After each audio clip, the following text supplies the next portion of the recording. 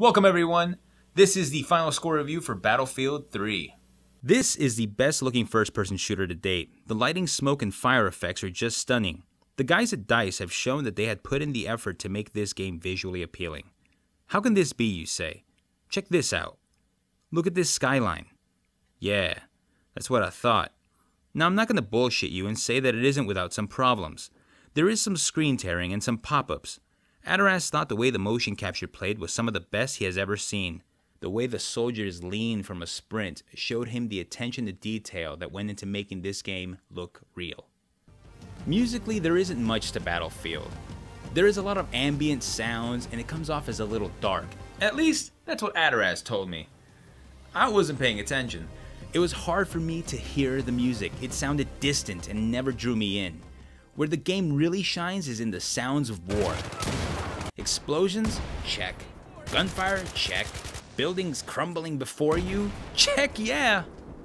I love the sounds of this game. It is truly wonderful and refreshing to hear such crisp sounds blast in your ears as you fire upon your enemies. Tanks roll with force and god damn it's a good time. Run for cover, bitch, cause here I come! Voice acting is also done well. The interrogation scenes have these back and forth moments that I ended up loving. In-game dialogue is also treated with the same level of care as cutscenes. It's nice when people don't slack when it comes to sound. Battlefield plays really well. It's smooth, responsive, and accurate in its treatment of weapons and vehicles. I mean, I've never been in a tank, but I would assume it would be cumbersome to drive. While the control layout feels intuitive, some things can seem awkward. Why the hell do I have to press the right joystick down to get into the crouch position? I just wish they'd give me a manual button configuration, you know? I'm just saying. You suck. Adaraz disliked the position of the call-out button. How do you expect people to aim their weapon on the enemy and then press the select button to inform his team where there is an enemy? Even when you change the layout to your liking, it just feels out of place, and I ended up switching back to the original default configuration. The physics of the game are executed well. You feel your character's weight as he runs through the map. The walls explode, and what started out as a clean city street is now a true war zone. It's the best to see all of this happen in real time. Now, all of this happens in the multiplayer and not so much in the campaign. I hear you. Walls crumble, pillars erode in the main story, but all of this seems like a preview to the destruction capable in multiplayer. The bread and butter of Battlefield has always been the team-based action of the multiplayer mode. There are different game types to play. The one that Adaraz and I agreed was one of the best modes to play was Rush. I also enjoyed Team Deathmatch. But back to Rush. This game type works really well for the 24-player restriction placed on consoles compared to that of the 64 on PC. The game emphasizes teamwork.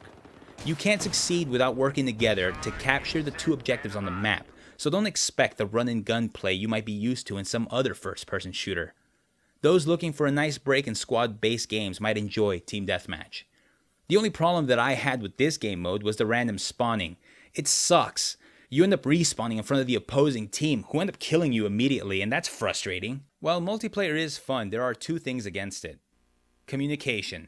I can't stand not being able to speak with friends or my team when I play online, and that sucks. Hello? Can you hear me? Hello? Damn this!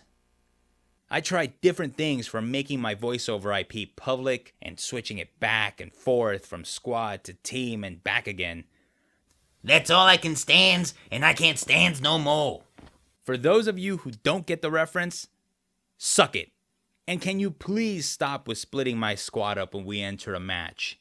I don't play with friends online to not be on the same team. Sometimes I ended up starting matches and my friends were in a completely different game. What the hell? You better make this right, DICE, because it doesn't matter how good the multiplayer is if it's a pain in the ass to play. Let's talk about the campaign. I was expecting more from it. The story overall is decent, but the whole stop the terrorists before it's too late thing, it's getting old. It's tired and unoriginal.